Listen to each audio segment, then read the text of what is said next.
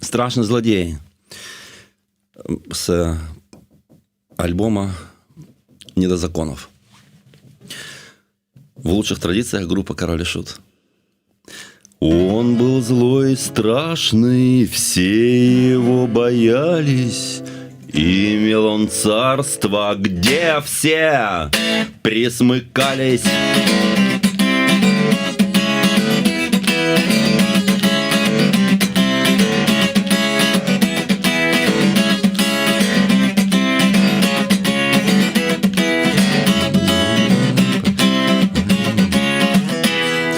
По его желанию, главному указу, песню... Я забыл слова вообще. Бывает такое. Он был злой и страшный, все боялись. И имел он царство, где все присмыкались.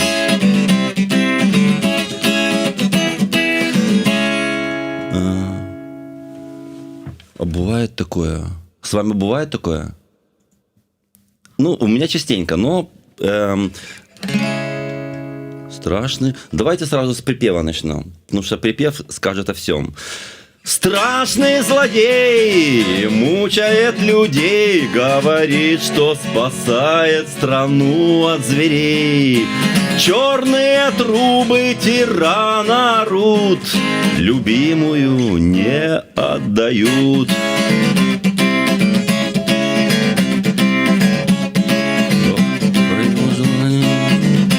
Короче, мы пропустим, наверное, эту тему, и в следующий раз я спою ее лучше. Добре. Вітаю, сябри, вітаю. Ми на Єврорадіо. У студії працює Марися Вайтович. У нас у гостях, як ви вже познали, сподіваюся, здогадалися, коли не познали, Юрій Стильський. Вітаю, Юра. Музика, автор песен, лідер гурта «Дай дорогу». Юрий працягвае актыўна працаваць у эміграцыі, записывае новыя песні, здымае кліпы, гастралюе і ўжо 25 сакавіка выступіць у Вільні на Дні волі. Я закликаю вас быть активными, покидайте пытания, комментарии под нашим эфиром, будем спявать, будем размаўляць на розныя темы, про творчасць, а таксама про жыццё у эміграцыі, про то, як змяняются беларусы, про амаль 6 гадоў пасля падзей 2020 года. Юрий, что за песня? Я так разумею, новый альбом. Да, ну то есть она до такой степени свежая, что мне нужно было 25 раз повторить слова, прежде чем как сюда идти. Вот. Но у творческих людей, так сказать, такое бывает. Я был уверен прям на все 100, потому что думаю, один разочек повторил, этого будет достаточно. Тем более, ну, короче, несложная песня, вот. Но иногда бывает и провалы, так сказать, ну, с кем не бывает. Ладно. Вот. А песня насущная, все о той же теме, которая сейчас у всех белорусов фонит, прям... Ну, прям вот так вот стоит фоном, и как бы, особенно те, кто находится в эмиграции, они все это переживают, и я думаю, она откликается у каждого там, ну, страшный злодей, вы загуглите, в общем. Ну, я сейчас вам еще повторю ее, я вам отвечаю, я сыграю ее без ошибок. Вот, ну и о чем шла речь у нас? Обовязково про новый альбом. Як довго ти працював, альбом «Не до закону»? Ну, да. Да. Вось, як ішла праца над гэтым альбомам, як доўга, як яго прымаюць, я ведаю, што ты ўжо гастралюеш з канцэртамі, як табе самому? Ну, в общем, про новый альбом. Я писал его вот 5 лет, у меня обычно альбом выходит раз в пятилетку. По плану? По плану, так. И...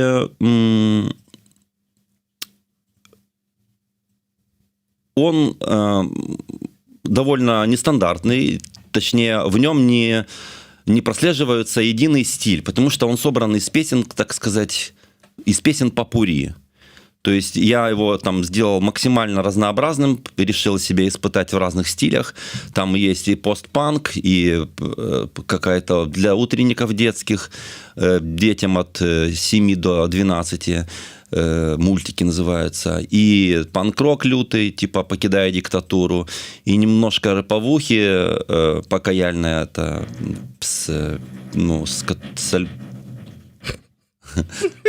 сегодня вообще интересный день. Вот.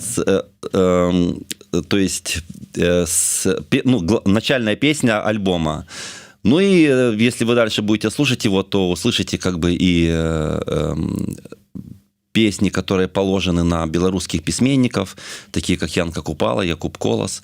Вот. Там и последняя песня, это вообще, то есть с претензией на гимн, я записал ее с вольным хором. Ну, как бы с альбомом, в общем, нужно знакомиться для того, чтобы его узнать. Ну и обложку я тоже нарисовал сам.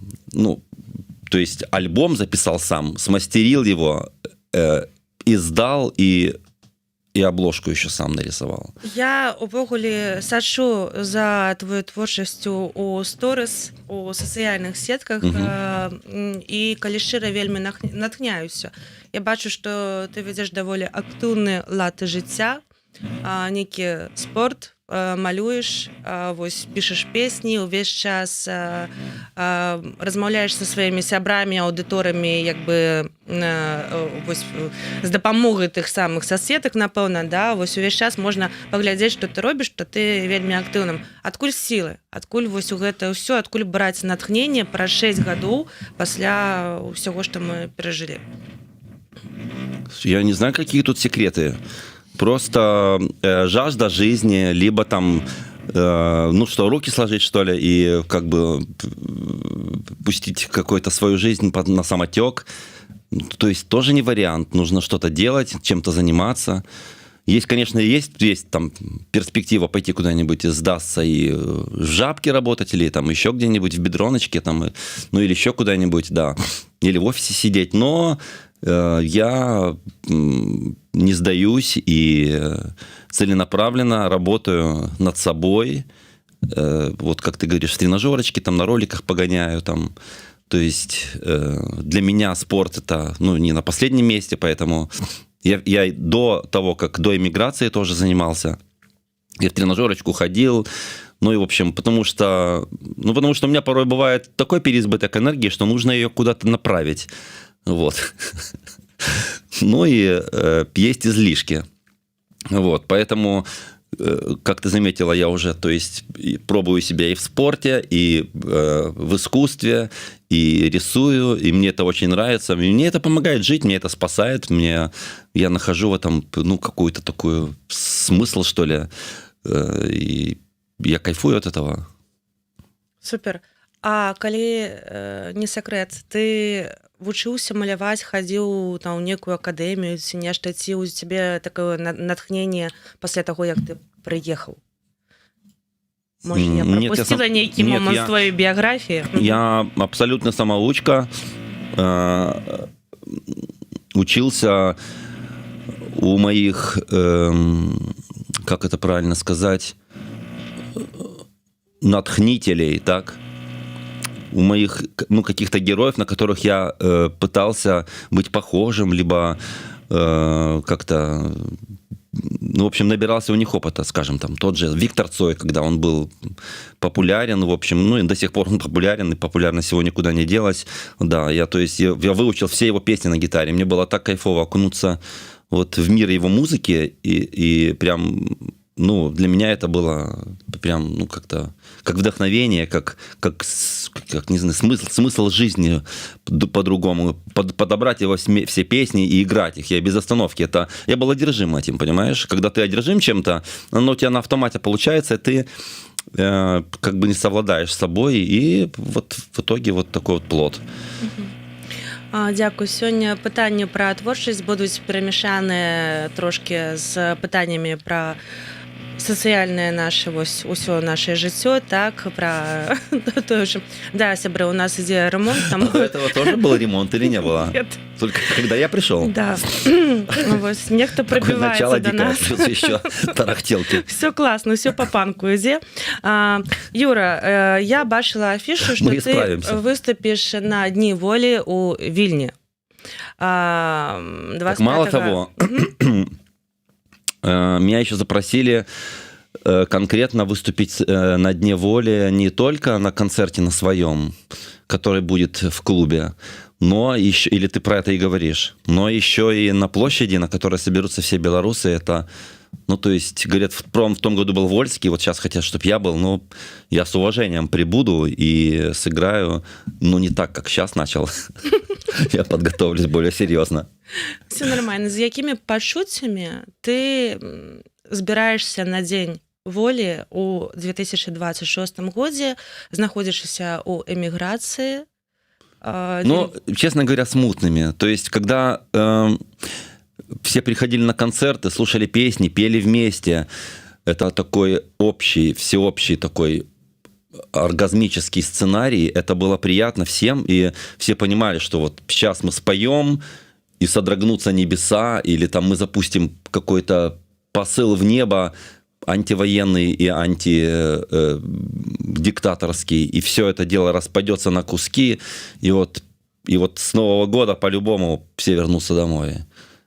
Но, как показывает практика, вот я сейчас даже поговорил с Пашкой, в общем, перспектив мало, поэтому, ну, настроение я буду людям поднимать максимально, дух тоже, но вот сдвинет ли это и как это может повлиять вообще, то есть на ход событий, тут уже, конечно, так. А калі вось менавіта пра дзень волі, так, ёсць такое меркаванне, што святкаваць свабоду за мяжой, калі у Беларусі столькі людзей не на волі, ну гэта ўвогуле нейкі сюр і складана маральна. Як ты сам для сябе адказаў бы на, ну, такие... Еще разочек я пропустил. Есть меркаванне, что святкаваць свабоду за мяжой, волю, так, дзень волі, да. Калі ў Беларусі столькі людзей не на волі, і ўвогуле Беларусь такая, ну, цяжка называць сёння вольнай краінай, что гэта вось святкаванне даецца вельмі складана морально. Не-не, да? Я понимаю, что в любые времена все святкования, они были, есть и будут. Просто, ну, в данном случае это больше мы скорбим, собираемся поскорбить, чем это будет сверхвеселуха, ну, как я это представляю. Это не будет какой-то праздник, веселья, там, радости и победы. Это, ну, на самом деле это слегка трагично. Все понимают, что мы святкуем День воли за пределами краины. Ну, это абсурдно, но такова реальность, и поэтому ничего не остается. Просто мы друг другу поддерживаем настроение, какой-то, вот, как я говорю, дух, и чтоб надеяние не згасло. Як ты думаешь, пасля 2020 года того, что было падчас спробы рэвалюцыі, так і пасля вось гэтых жорсткіх рэпрэсій, якія працягваюцца, беларусы сталі больш для сябе разумець, што для іх значыць воля і вось менавіта дзень волі, так, вось навошта гэта ўсё? Я пока судить не могу. Я не в Беларуси, я не чувствую вот этого какого-то дыхания оттуда, и поэтому не знаю, может быть, как-то тут люди,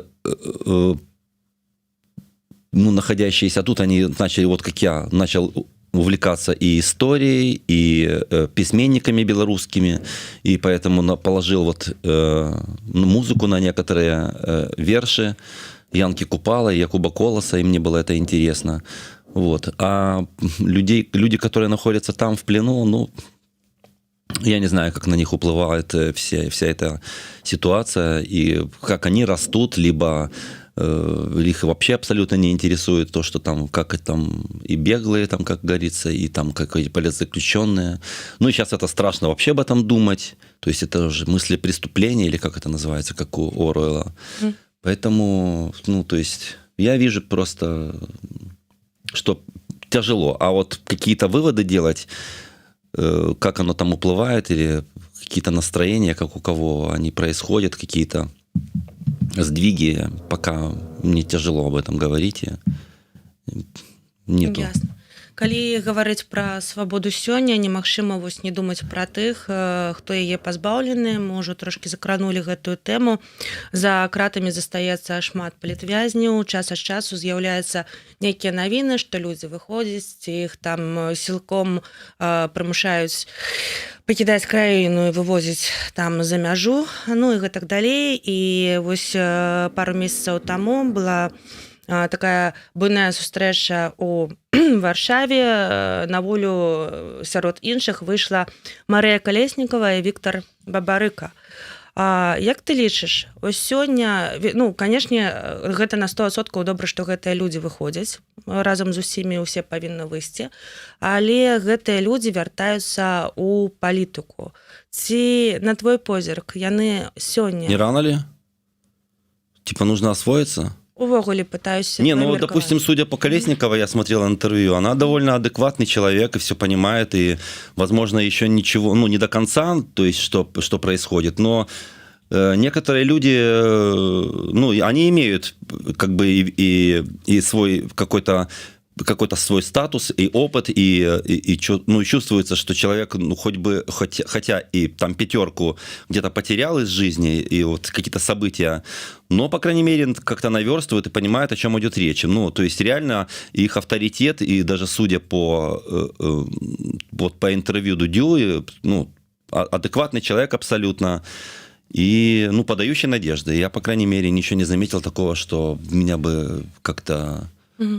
Ты не думаешь, что палітыка за мяжой, то бок беларускай, яна становіцца вельмі шматвектарной, з'яўляюцца новыя лідары, якія нешта прапануюць, часта паўтараюць адзін аднога, ці наадварот спрэчкі, і беларусы нібыта яшчэ больш расходзяцца па кутах, ну, в прынцыпе, раз'ядноўвае і там атрымае уладу, гэта вось знаёмы такі прынцып, так, і які можа яшчэ болей раз'яднаць беларусаў.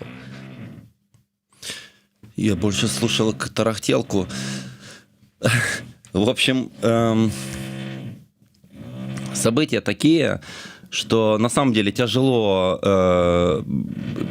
понимать вектор вообще, вот куда все должны прийти, где координационный совет, там, что он там творит. Потому что я, ну, как ты говоришь, спречки и разные разногласия. Вот тот же, там была пища для Озаренка, там, с Молодевым хабом.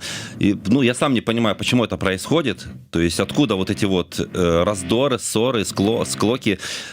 Тяжело это понять. Но, с одной стороны, не знаю, какие выводы с этого делать, но это печально, конечно. Меня это лично, ну, расстраивает, что есть на самом деле какие-то ситуации, которые говорят о том, что вот что-то там не то, что-то там у вас не то. Ну, я думаю, это потому, что в любом случае это люди, находящиеся за пределами Беларуси, они, вот я бы не сказал, что у всех все гладко. Здесь мало того, что выживаешь морально, физически, то есть очень, ну, целая пачка такая, то есть каких-то недугов и каких-то подводных камней, которые ты не знаешь, заканчивая языком, каких-то знакомыми. Там в Беларуси ты мог решить какие-то проблемы, пойти докторов любых найти, если вдруг что-то там заболит или еще что-либо. Здесь реально как бы тяжело всем. То есть тут, ну, речь не идет о том, что там, ну, короче, я эту ситуацию очень даже понимаю, почему так происходит. Но глубоко как бы влазить во всю политику, кому-то давать советы, разруливать какие-то ситуации, у меня тоже нет какого-то права и на что-то влиять. Ну, свое мнение я, конечно, имею, но в то же время говорить о том, что как кто должен поступать, я, ну... Пускай они рулят, в общем, а вы делаете выводы. У меня они свои. То есть мне от этого всего немножко печально становится. Вот, то, что там, то есть тот же Тихановский вышел, и я все с натхнением таким хопа, а потом что-то не то закрутилось, там он, ну, то есть пообещал много чего. То есть, ну, есть какие-то моменты, которые реально, то есть, расстраивают. Ну... Але павінны гэта ўсе, наверное, перажыць неяк. Вось. І гэта ўсё ўплывае, канешне, на кожнага з нас, на нашы настроі, на нашае жыццё тут. Ты, дарэчы, вось, калі казаць проста пра беларусаў, ты шмат і вандруеш, і робіш канцэрты, і шмат камунікацыя нейкая. Як ты адчуваеш, як увогуле змянілася нашае грамадства? Вось, ну, прынамсі, тых людзей, якія вакол цябе. Интегрируются все потихоньку. Раньше все думали, ну, вот как, на мой погляд, я трохи простыл, что раньше люди как-то жили себе, ну, и думали, что вот сейчас мы вот вернемся, нам не нужен язык, нам не надо это, нам не надо как бы вот сейчас мы тут перекантуемся, знаешь, то есть, ну, еще посидим на чемоданах, так сказать, а потом как бы это все решится само по себе, потому что, ну, то есть, какая-то справедливость должна восторжествовать, в конце концов. Но просто этот период затянулся, и все вот как-то, ну, понимая, что уже тут у многих дети, и все в таком возрасте, вот как раз там, скажем, ну, от 25 там, до 50 примерно, да, это вот как раз какой-то период времени, когда ты должен созидать, когда ты должен рожать и, короче, благоустраиваться как-то и жизнь свою, то есть не как-то, ну, понимаешь, да, что нужно себя куда-то направить. Ну и в любом случае, получается, детей в садик отдать нужно, это туда-сюда, а потом непонятно, как возвращаться. То есть, когда ты уже тут начинаешь прикипать, пускать корни, ну вот... Есть адчуванне, што беларусы сталі менш хадзіць на канцэрт? Ну, это естественно. Но я бы не сказал, что прям... Ты просто вельмі папулярны. Не в этом суть. Просто реально 20-й год, 21-й, там, 2-й, ну, я только в 21-м сюда прибыл, как только заехал в Польшу, мне рассказывали здесь прям, ну, и помню на мой концерт, на первый, там, все соскученные такие, ну, прям горячие еще, понимаешь, никто не остыл, все помнят, не перегорнули там сторонку, все топят, да, и, ну, такие времена, они были, интересно. А сейчас, ну, конечно, все подостыли, естественно, все чуть-чуть подуспокоились. Кто-то уже и сторонку перегорнул, кто-то надежду потерял. В общем, да. И, конечно, ну, когда ты уезжаешь вот с того места, где очень концентрированное скопление, вот как Варшава, да, там, возможно, Литва, я там не часто бываю, там, конечно, люди уже немножко перенасытились атмосферой, и вот они уже начинают ходить и на польские концерты, и там туда-сюда, и с языком дружить, и общаться, и культурой увлекаться, и переходить, в общем, на другие рельсы. Вот. А когда ты приезжаешь, вот я вот был в Малаге, поэтому и не успел приготовиться, я только вот примчал. Вот, так там, то есть белорусам, особенно, вот я был первопроходец у них, то есть для этого у них были письменники, там кто там был, я не помню. Ну, розныя там беларусы, хто што умее, робіць там некие... Ну, литератор Лукашук, да. И, в общем, много людей каких-то было. Но из музыкантов у них не был еще никто. Я был первопроходец, и это было интересно. И люди пришли, и там, ну, то есть, столько было визгу, было интересно, прям они поддерживали меня, там, ну, это было классно. И... ну, как я почувствовал, что есть какие-то такие регионы, где реально живут белорусы, и они очень сильно скучают. Угу. Почему-то такому вот, что пережили вместе. Вот я вот про это. Ну, то бок, чым далей краіна ці горад ад тых гарадоў, там, прынамсі, як Варшава, тем больш, да, тем больш гэта чакана. Ну да, добра. І я, дарэчы, заклікаю ўсіх беларусаў з усіх краінаў быць актыўнымі, калі вы бачыце афішы, прыходзьце самі на канцэрты, вядзіце сваіх сяброў, бо, ну, дзякуючы, калі адзін канцэрт будзе такім добрым, так, усе прыйдуць, то гэта значыць, што наступны раз музыкі зноў да вас прыедуць, і, ну, ёсць такі шанец, дакладна. І будуць ездзіць часцей, калі вы будзеце хадзіць на гэтыя канцэрты. Я хацела, ну, яшчэ вось запытацца, так, у гэтым момант. Я памятаю, што калі я яшчэ прыехала, я тут арганізоўвала канцэрты, ладзіла, я адразу зразумела, што нельга арыентавацца толькі на беларускую публіку, калі беларускія музыкі прыязджаюць. Гэта маё меркаванне.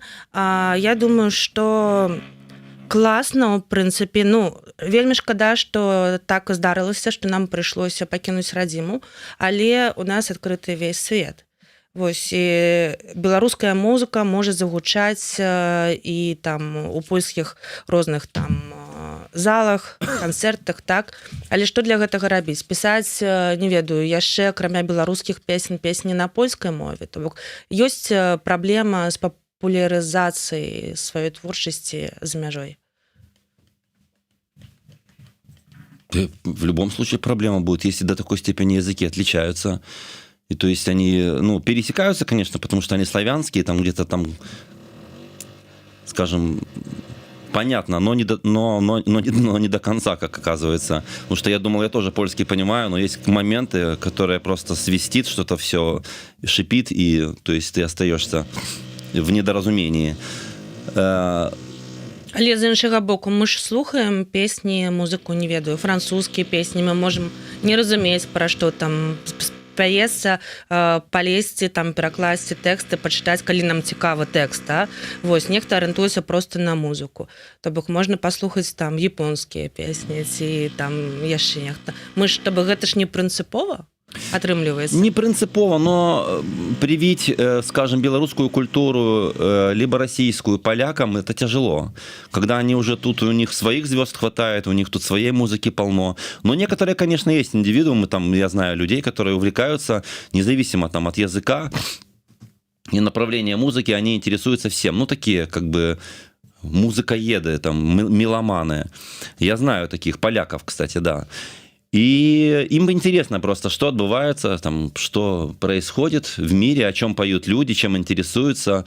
Ну, таких людей мало, скажем. Если взять такой более широкий пласт, то, ну, это тяжело внедриться, и, ну, или бы на самом деле переходить на польскую мову, как есть некоторые там моменты, лишь только для того, чтобы проявить какое-то свое уважение, я думаю, вот к стране, в которой ты проживаешь, и, ну, то есть, ну, как-то, не знаю, еще открыть себя немножко с какой-то своей грани.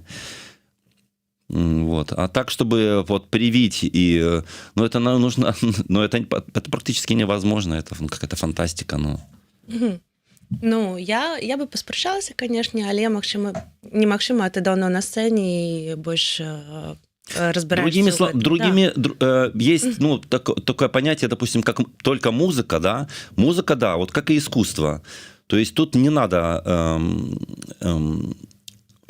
какой-то, как это сказать, язык музыки абсолютно не нужен. Тут просто льется какая-то гармония, ты ее понимаешь, и все. Но если ты в нее вставляешь уже какие-то слова, и то есть они тебе на слух непонятны абсолютно, то, ну, как бы тут Unreal. Я думаю, это тяжело привить, и даже...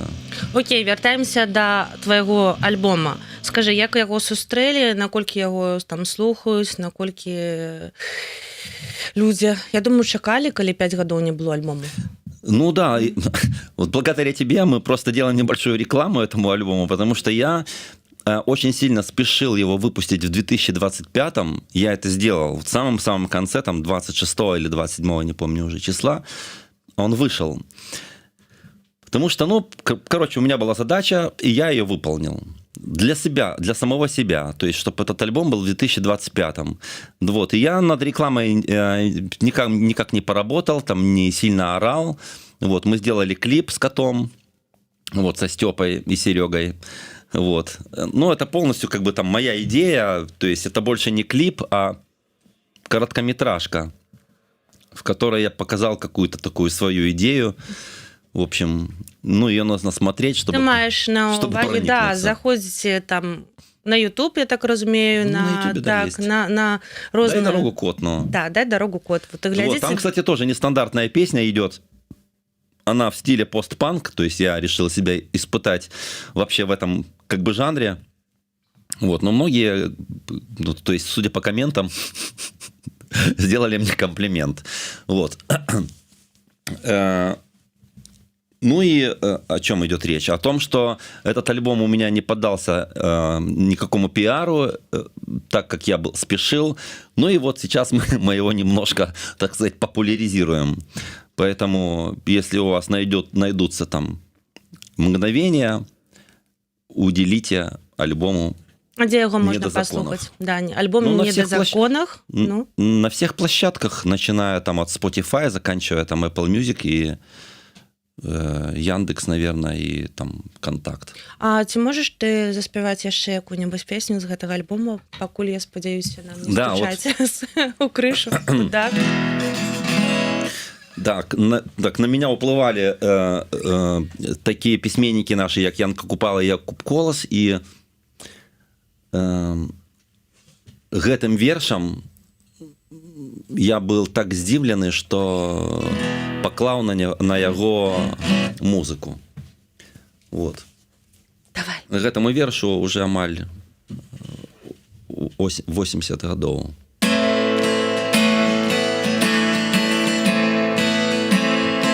Янка Купала. Гей, наперад, пакі сэрца б'ецца, рвецца на прастор. Годзе млеці у паняверцы. Гей, да сонца, гей, да зор. Хай бацькі стагналі учора, шлі на той свет без пары. Сёння ў нашай моцы гора мы жыцця гаспадары. Думка ў думку дружна смела, усе наперад грамадой. Кожны ведай сваё дело, знай за праўду, крэпка стой. К новай доле шлях нам ляжа, як на небе млечны шлях. Слова дум ніхто не звяжа, жыць цяпер не будзе страх.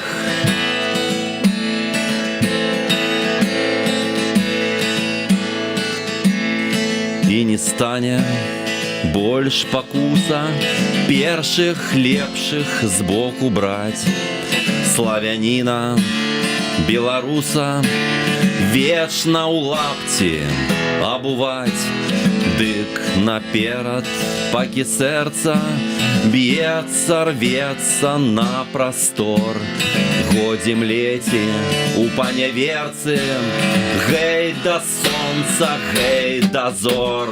Думка ў думку дружна смела, усе наперад грамадой. Кожны ведай сваё дело, знай за праўду, крэпка стой. К новай доле шлях нам ляжа, як на небе млечны шлях. Слова дум ніхто не звяжа, жыць цяпер не будзе страх.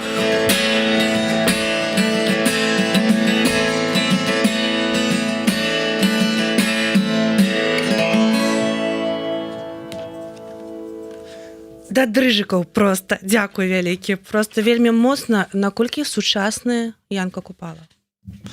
Так. Это тоже меня bardzo здивило. Я уже на белорусско-польском размовляю. Ну так.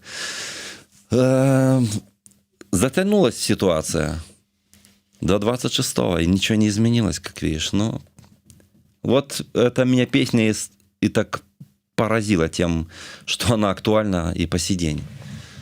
Ну. Як ты знаходишь такие верши? Як трапляешь на свой верш, які кладется просто я перечитал их очень много, и тех, кто попал под вот эту кровавую ночь 1937 года тоже, и Черного, и многих-многих, в общем, но я выбрал именно тех людей, которые, ну, я целенаправленно взял тех письменников, которые есть в нашей школьной литературе, чтобы люди понимали, что у них как бы есть позиция, и которая, ну, тогда их очень сильно вдохновляла, что они не могли промолчать, и за которую многие и пострадали.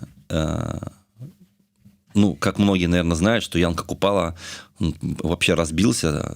Его, скорее всего, это не какое самоубийство, а его выкинули, ну, с пролета там, какого-то 7-го этажа гостиницы. Вот. Ну, я думаю, это как-то связано с его позицией. И, ну, в общем, печальная история. Короче, хорошо, что я нашел эти стихи, и это достойно, они достойны того, чтобы на них все наши белорусские музыканты положили музыку, и, возможно, в скором будущем выйдет какая-то интересная сборка. Я лічу, что я слышал уже. Вельми крутая идея, что вы папулярызуеце не толькі свае тэксты, не толькі свае вершы і песні, але і пішыце песні на вершы нашых класікаў і папулярызуеце нашу беларускую гісторыю, культуру і паэзію. Так. Дзякуй вялікі. Мне тут спадабалася, дарэчы, вельмі. І не стане больш пакусы, першых лепшых з боку браць, славяніна беларуса вечна ў лапці абываецца. Я памятаю гэтую беларускую літаратуру, школьную літаратуру, дзе ўвесь час, нібыта, я не ведаю, навошта яны так рабілі, тыя людзі, якія складалі гэтую праграму для школьнікаў, увесь час бедны мужик беларус. Бедны мужик беларус, якога прыгнятаюць паны. Бедны мужик быў ва ўсіх проста вось неяк вершы, то бок у нас шмат розных шыкоўных вершаў было. У таго ж Янкі Купала, да, якія мы не праходзілі чамусьці, але чамусьці складаўся такі стэрэатып, не ведаю, што нібыта беларусы заўсёды ў лапцях з нейкай вёскі, і чамусьці гэта яшчэ і дрэнна. Вось, калі ты памятаеш, есть такое адчуванне, калі... Печальная история. Ну и до сих пор все тянется, что скоро какая-то интеграция намечается, и то есть это будет не Беларусь, а губерния. Ну, в общем, какое-то безумие. Вот. Ну и все заканчивается тем, что он уже тут, где хотят, там эти орешники и ставят. Ну, в общем, ты сама понимаешь, как это. Ну и что самое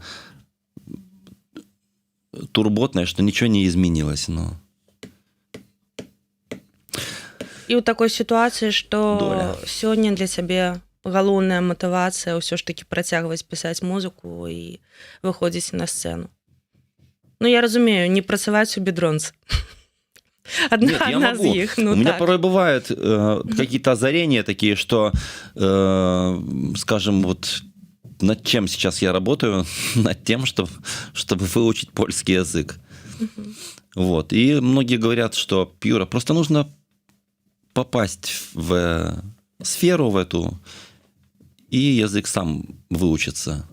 Поэтому я слышал, у многих есть такая практика, он попадает как бы в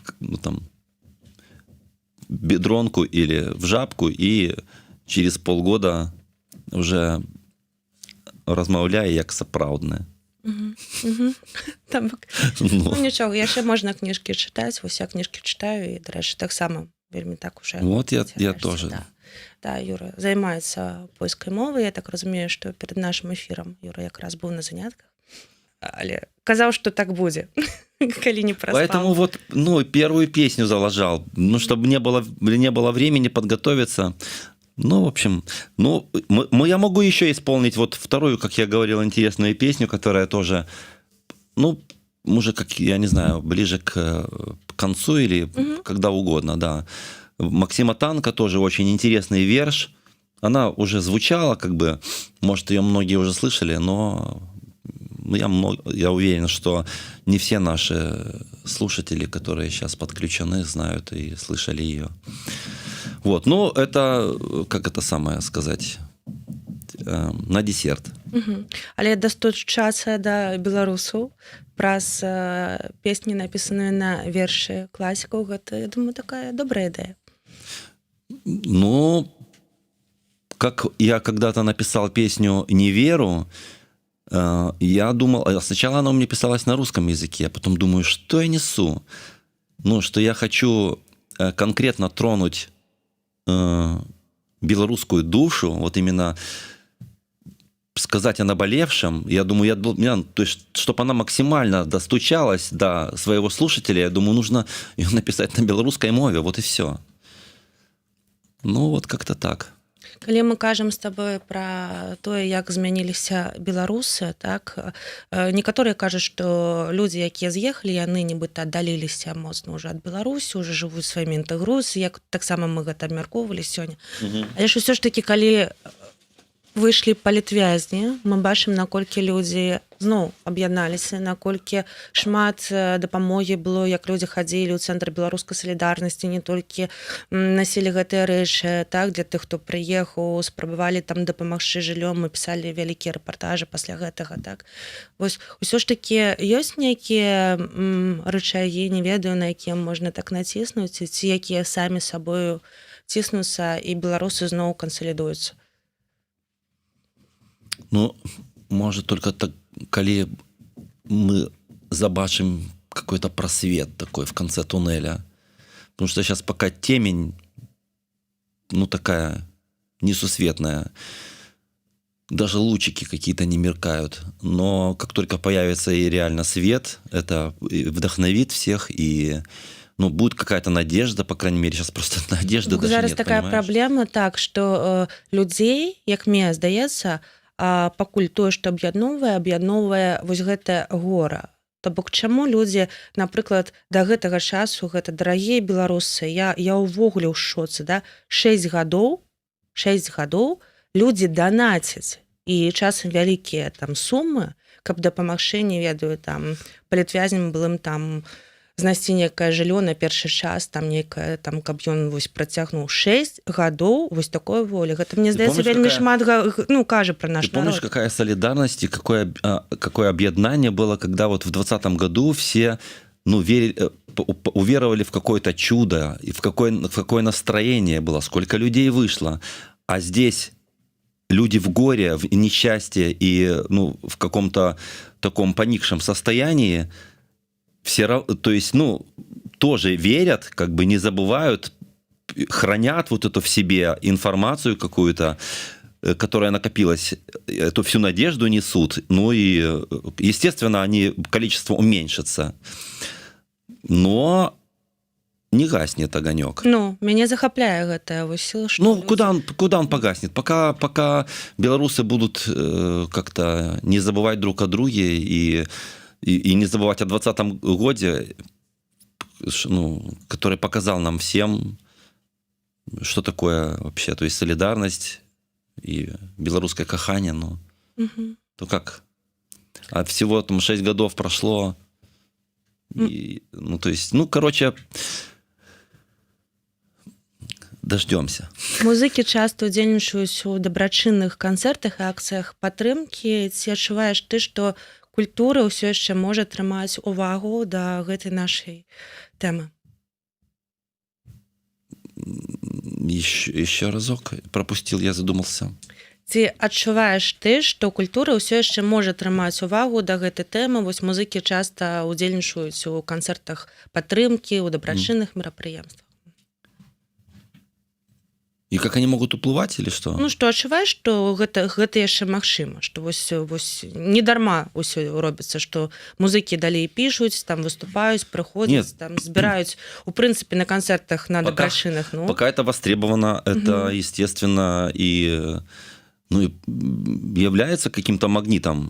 То есть я, судя по концертам, по которым, что и белорусы ходят, особенно вот, как я говорю, где-то за границей Польши, и они ждут, чекают, и то есть я чувствую, что это все востребовано, это все всем интересно.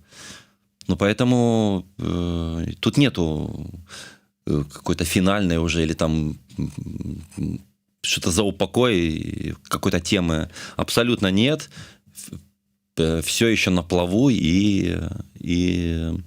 Класна, што музыкі яшчэ пра гэта ўсё думаюць. Я памятаю, калі ты толькі прыехаў, я клікала цябе пайграць на нейкім канцэрце, ты сказаў, што гэта будзе мой першы канцэрт. Я разумею, што на яго прыйдуць людзі, якія вось сумавалі, так, хутчэй за ўсё гэтых людзей будзе шмат, таму давайце зробім гэты канцэрт адразу, вялікім па нейку. Я вось памятаю нашу гэту размову, і я разумею, што гэта, Первый мой концерт был в ремонте здесь, в Варшаве, акустический, по-моему. С Помидоровым я, если я не ошибаюсь, играл, или один, я уже не помню. Тогда пришло, да, где-то 300 или чем-то человек, что на одного меня. Это поразительно. Сейчас, конечно, то есть не такой хайп, и как бы... Но в Варшаве я не так часто играю для того, чтобы, как-то... хватает и так концертов, что мне не нужно заявлять о себе так часто. Вот. Что-то мы от темы отошли, поэтому можно еще поговорить о чем-то интересном. Ці змянілася адчуванне адказнасці за тое, што адбываецца ў Беларусі, на твой позірк, і у цябе у самога? Я памятаю, што людзі, якія пераехалі, некаторыя казалі, што вось я адчуваю сябе вінаватым, што я на волі, а нехта сядзіць, напрыклад. Ці там я павінен далей нешта рабіць, павінен дапамагаць, нічога не спынілася. Как я чувствую себя?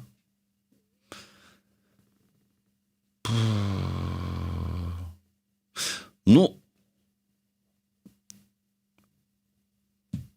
я думаю, что я сделал все, что мог.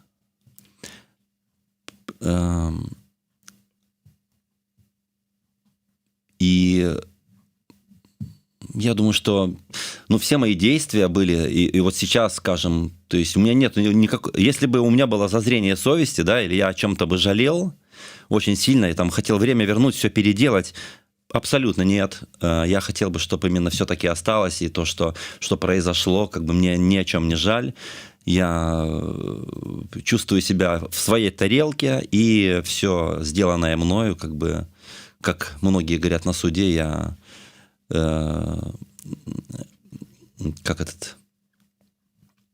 не чувствую себя виноватым, в общем. Ни перед кем, ни перед чем, ни перед какими обстоятельствами. Ну, гэта вельмі добра. Я лічу, што добра, калі у чалавека нармальнае стаўленне да асабістага пачуцця віны. Ну так, зразумела, што тут вінаваты канкрэтны чалавек. А когда еще присуждают такие титулы, как там, типа, экстремист или там какой иноагент, это, как говорится, между белорусами это лишний знак качества и о твоей какой-то деятельности и твоих каких-то взглядов. Я памятаю, што на вокладцы аднаго з твайго альбому папярэдняга, напэўна, так, быў вось беларусы, якія сталі на скамеечку, так, і знялі абутак. Это экстреміст. Так. Вось, і памятаеш гэты момант, памятаеш тых самых беларусаў, і казалі, што беларусы вы такія коцікі. Зараз ты здымаў недаўна кліп з катом, там таксама ёсць беларус-коцік, які ездзіць у трамваі, яго ўсе там сустракаюць, я не ведаю, рэагуюць на яго класныя здымкі. Паглядзіце абавязкова, зайдзіце ў соцсеткі Юрыя, там трохі пралістайце, не трохі ўжо пралістайце там вышэй. Ты имеешь в виду не про клип, там, где в трамвае, а там, где я его испытывал, этого кота? Ну, я просто одел этого кота, и мне было интересно, какие реакции он вообще у людей какие-то вызывает. И просто когда ехал в трамвае, мне там и денег наложили. Было приемно ачуць сябе котик. У меня такая мордаха интересная. Ну, там, во-первых, когда ты погружаешься в этого кота, ты сразу же становишься каким-то милашкой, ну и соответствуешь внешнему виду. И то у тебя какие-то такие повадки и, какое-то поведение такое получается соответствующее. Ну и, в общем, я удивился, как он на самом деле, как на него реагируют люди. Это было очень интересно, поэтому я тут не загнусь, и если что, одену этого кота, пойду под Златы Тарасы. Заодно и язык подтяну. Ясно. То бок, атрымліваецца, калі чалавек бачыць коціка, і гэта я не просто так запыталася, гэта так метафарычна трошки. Ён хоча да яго падысці, магчыма, калі няма алергіі, то там пагладзіць, там пакарміць, там нешта дапамагчы, там вось. Ты думаешь, что такими бачили белорусы в 2020 году? Да, скорее всего, да, точно. А что такое? А плюс еще открытки вот эти вот, ты знаешь, художница, да. Как же ее зовут? Усе ведаюць гэтую мастачку, ведаюць гэты... Ты помнишь фамилию? Я не помню. Ну, в общем, да, белорусы, они ассоциируются с такими котиками, которые и сапоги снимают перед тем, как на лавочку стать на протестах. И, в общем, да, такие все милахи. Но и это самое... И этот кот, он как бы... И в жизни, вот как я показал и в клипе, он как-то олицетворяет немножко.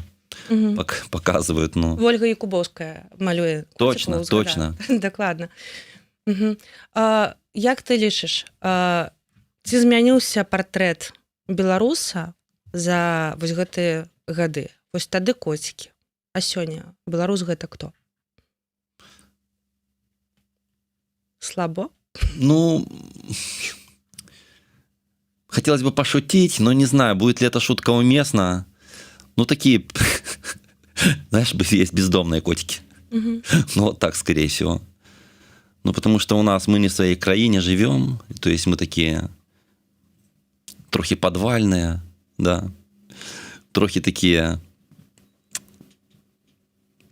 с горечью, такие смутненные. Ну, в общем, как-то так хочется приютить белорусов, вот. Погладить, помыть, приодеть, причесать. Ну і домой направить, ну, естественно. Але часам і злыя, і там недзе спрачаемся нейкім. Мне, дарэчы, казалі, што тое, што адбываецца ў соцсетках, калі там пачынаюцца гэтыя бульбасрашы, гэта не так у прынцыпе дрэнна, што ў беларусаў выходзіць гэтыя эмоцыі, і што аднойчы гэты вось злосць выйдзе і нешта павінна адбыцца. Толькі вось мне не падабаецца тое, што гэта вельмі доўга ўжо цягнецца проста. І адчуванне, што людзі проста вось подустали. Но слава богу, что есть какие-то моменты такие приятные, вот к чему я сейчас еще хотел бы подытожить, что нам не пришлось покидать краину и переезжать в краину, где все намного хуже. Мы переехали в краину, где все намного лучше. И то есть эти благоприятные условия, скажем, там многие уехали по всему свету, и в Германию куда-то, и в ту же Малагу, с которой я вот только прилетел, и в Польшу, и еще куда-то. Это краины реально как бы, ну, идущие на несколько шагов впереди. Поэтому есть такая как-то подушка безопасности, что-то приятное такое, что, то есть многие даже вот интегрируясь и пуская здесь корни, они кайфуют от того, что они попали, ну, в какую-то теплицу, где можно реально как бы найти себя. И как многие говорят, что, ну, то есть, зачем мне возвращаться? Ну, не все, конечно, но есть такие, бытуют мнения, что они уже как бы определились и говорят, что, фух, ты что? Там же придется еще восстанавливать все лет 10. Комусь, наадварот, цікава. Нехта набіраецца досведу і лічыць, што вось я прыеду, і просто я чую такія размовы да гэтага часу. Вось цікава, што... Не, ну это непременно, что, может быть, не за 10 лет все восстановим, но худшей, але придется. Давай яшчэ песню. У нас час, на жаль, ужо... А там, если люди пишут, то, может быть, я исполню там какую-нибудь, которую люди знают, вот, или там какого экстремиста, там, или там... Ну, давай, чтобы не сильно я сумовать. думаю, так, ну, давай под конец, каб... Ну, добре. Каб трошки падняць настрой. Заспяваць разам, сябры, тыя, хто глядзяць гэтыя эфіры, паглядзець пасла, давайте. Ну, песню, которую все знают, да, потому что лучше что-то такое натхненное, и более популяризированное, что ли.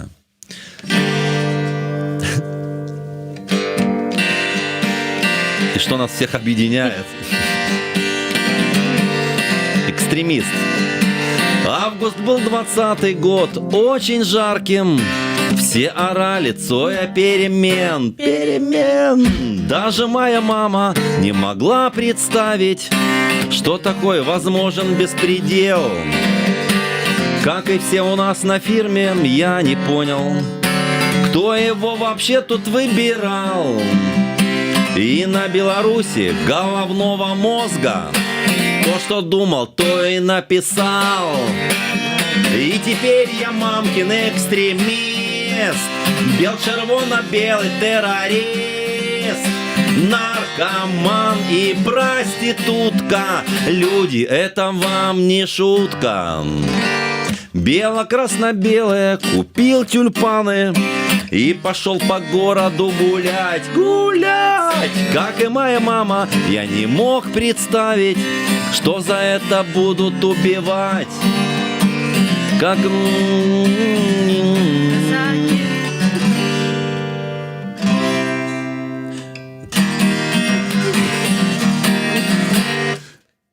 За ноги тянул меня губов, короче. И теперь я мамкин экстремист, бел-червоно-белый террорист, наркоман и проститутка. Люди, это вам не шутка. С первыми лучами солнца в телеграмме каждый день я новости читал. Перемены, пельмени, перемены. Верил я, надеялся и ждал. Как обычно на Тутбай лайк поставил. Не поставить я его не мог. И уже через минуту полуголым за ноги тянул меня губоп. И теперь я мамкин экстремист, бел-червоно-белый террорист, наркоман и проститутка. Люди, это вам не шутка. Разбуры, турмы, муры, прагне свободы, то бяры. И мурхутка рухне, и паховая свет старый. И мурхутка рухне, и паховая свет старый. Я всю жизнь горбатился и строил хату, даже рыбок запустил в пруду. Что такое песель или сталый побыт, я видал, естественно, в гробу. Но приклеил на заборе А4, по дороге глянул хоровод. И przepraszam bardzo, moi drodzy, перед вами польский кукловод. И теперь я мамкин экстремист, бел-червоно-белый террорист, наркоман и проститутка. Люди, это вам не шутка.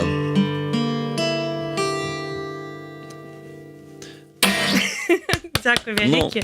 Дякую, Юра. Класная песня, я думаю, песня на шмат гадоў. Ой, дзякуй Богу, калі ўсё зменится. Дзякую всем. Да, она вроде как такая в прибауточку, шуточку, но там все события довольно печальные. Ну, как бы... Про тое, пра што нам прыйшлося тут прайсці. Апошняе, я хачу падзякаваць усім, хто нас глядзіць сёння, яшчэ паглядзець. Асабліва тым, хто ажывіўся пад канец гэтага эфіра, пачаў заказваць песні сябры. Ну, прабачце за памылкі, там бывает такое. Прыходзьце на канцэрты Юрыя Стыльскага, будзьце актыўнымі, прыводзьце сваіх сяброў, сачыце за афішамі, калі ласка. Апошняе пытанне, каб трошкі, спадзяюся, на пазітыве скончыць. Калі ўявіць Беларусь праз 10 гадоў, якой бы ты, менавіта ты, хацеў бы яе бачыць, і якое месца ў гэтай будучыні, на тваю думку, будзе ў музыкі і культуры цалкам? Ну, мінімум так, каб я был так, як в Польше. Но чтоб люди чувствовали себя востребованными, чтобы свободные, чтобы независимые, чтобы вольные все были, чтоб... Ну, прям вот есть такое ощущение, когда бывает, когда с Беларуси приезжаешь в Польшу, говорят, аж дышать легче становится. Но это же факт, как бы. Вот я хотел бы так, чтобы поляки сюда приезжали к нам в Беларусь, чтобы им легче становилось. У нас яшчэ ёсць магчымасць дажыць, спадзяюся, да тых часоў. Сябры, будьце моцнымі, клапаціцеся пра сваё здароўе, шмат не пейце, займайцеся спортам, творчасцю. Вы нам еще пригодитесь, да. Гэта дакладна. Калі канцэрт у Варшаве пытаюцца, магчыма... Это ближе к лету уже, я думаю. Ну вот первые месяцы, а потом еще и награем мы, наверное, будем. Ну, в общем, да, концерт на День Народного, да? Да, вот ну, это как обычно в августе, там у меня Super Session. Вот. Но вообще вот презентация нового альбома и, ну, вообще заявление о том, что мы существуем, что, потому что мы в Варшаве уже не играли, как получается, уже почти год скоро будет. Вот. Но вы следите, мы будем оповещать, и все узнают об этом событии. Непременно. Абавязкова. Дзякуй, Юра. Я нагадаю, што у нас у эфіры быў фронтмен гурта «Дай дарогу» Юрый Стыльскі. Дзякуй яшчэ раз. І для вас дзякуй вам, дзякуй, што слухали так. Ну і Марыя да хуткай сустрэчы. Да. Мы з вами. Да пабачэння. Жыве вольна.